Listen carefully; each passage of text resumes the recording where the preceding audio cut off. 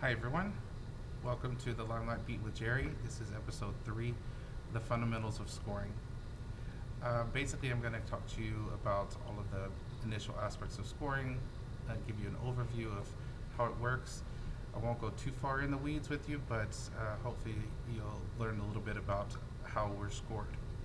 So as you know from our previous sessions that we are controlled, governed, etc. by the IASF, the International All-Star Federation.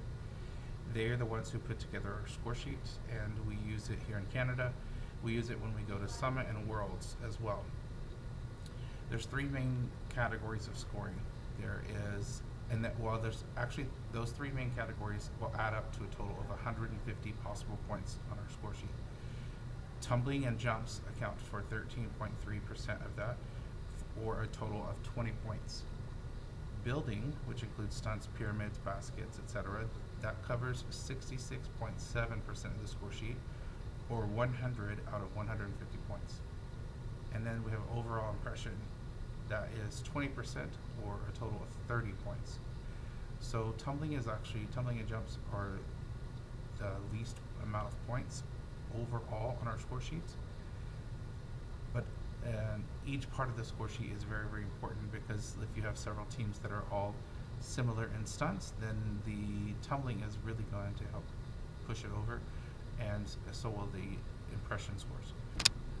So the way it is broken down basically is in the jumps and tumbling portion, we have 5 points for standing tumbling difficulty, 5 points for running tumbling difficulty, 5 points for our overall tumbling technique, and then you have 5 points that's for jumps, and that includes difficulty and technique combined.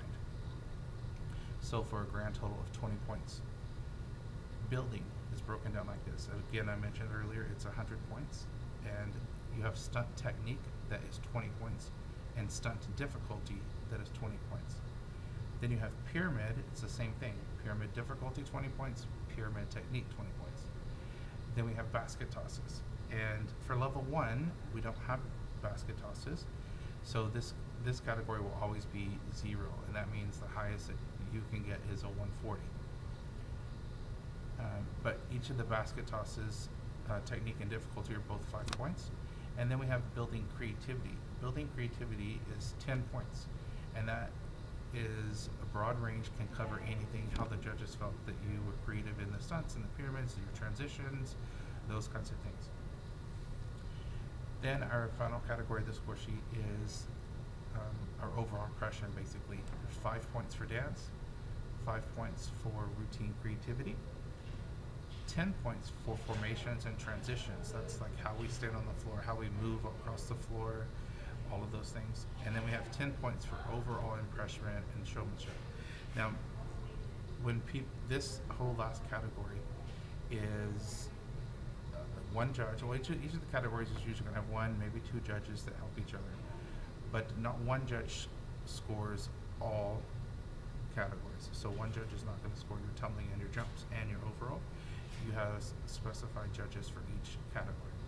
So the overall impression, this is the category that actually makes or breaks a lot of competitions. When I judge, this seems to be always the score category that really affects who's going in first, second, third, etc. And if a team goes out there, hits everything solid, they're perfect, they smile, they perform well, there's lots of energy, they're going to score really, really high in this category. So this overall impression, the 30 points, is a very, very important part of the score sheet. Some of the factors that affect scoring, things like each item on the score sheet has requirements to achieve certain ranges of scores. What I mean by that is, let's say that you could get 10 points on an item on the score sheet. So you could fall in ranges. For instance, it could be 0 to 2 for the low range, 2 to 5 for the mid range, and then 4 to 10 for the high range. I know that seems like a big jump, but sometimes it's that way. When you're getting a score that falls within 2 ranges, that's actually pretty common. For instance, if you get a 4, as I mentioned earlier, that could be in the mid-range, but it could also be in the high range. So judges actually will score in the mid-range for most elements unless they are really excited by what they see, or they feel that the elements are substandard. Then they'll score lower. But it's very typical to see people get really close scores in the mid-range, with a few getting really high scores and a few getting lower scores. Something else that affects scoring is the number of people on a team performing the skills. So the more tumblers you have, for instance, doing the elements that are required for your level, the higher your score is going to be in difficulty, and the more people you have tumbling together. So in fact, from levels 1 to 4, an individual tumbling pass is not really factored into the scoring system.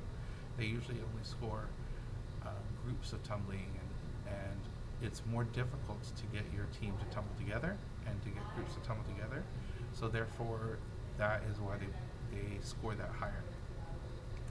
Same thing for other parts of the score sheet, like basket tosses. The more people you have on your team involved in basket tosses, the higher difficulty score is going to be. And something else that affects scoring is the other teams at the event. Our scoring system is very, very subjective, and the judges feel how you fit into that event for that specific level on that particular day. And because of this, scores can change at each event. Sometimes your scores will be an 80, sometimes they'll be a 98. It depends on what's happening that particular day at that event and how the judges are scoring. Deductions are something else that affects our score sheet, obviously. They're points taken from the overall total scores, or what we call raw scores. And you can get deductions for things like falls, bobbles, and mistakes. Those things are weighted by either a 0.5 or 1.0, 2.0, etc. Those are taken off at the very end.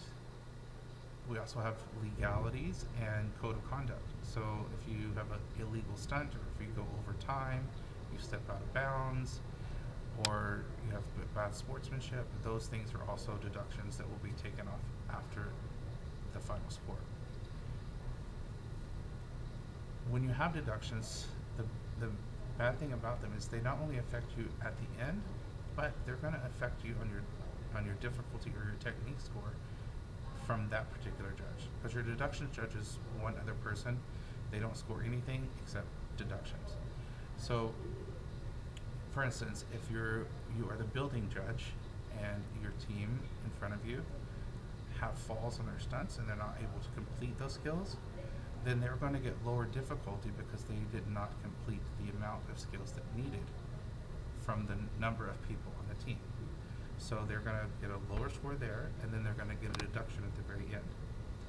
Bobbles, on the other hand, where you have a mistake and you recover, those are going to be scored lower in your technique. So that building judge may score your technique lower, and then you're going to get a deduction at the end also for a bobble. So it's very important. That's why, deductions are such a big part of the scoring process. I want to talk to you a little bit about judges now. So judges, first of all, do not score based upon effort. So a big misconception is that, that judges are going to understand your situation. For instance, what we're doing in COVID, how many people are missing. They can't be like that. The judges have to score exactly what they see and try to be as fair as possible. And that's why coaches, we preach about, like, we need to do this perfect. We need to hit this to the best of our abilities. We need to be better than we were last time. Those are things that we need to focus on. Yes, we want to reward people for working hard and doing good things, but we need to be able to do what the judges expect from us. And they expect us to do good routines with good technique and to hit them with as few deductions or zero.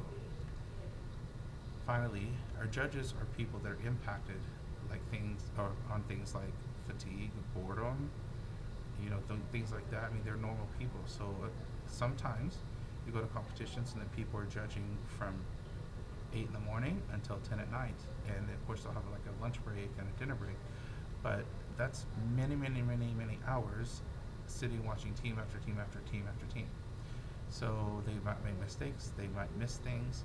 So it's up to the teams, once they present it to the athletes on that floor at that time, to present it to the best of their abilities so you catch the attention of those people that are scoring you. And that's basically all I wanted to let you know about our scoring process. And if you have other questions about some more involved aspects of the scoring process, please let me know. We will see you soon. Thanks for joining me today. Talk to you later.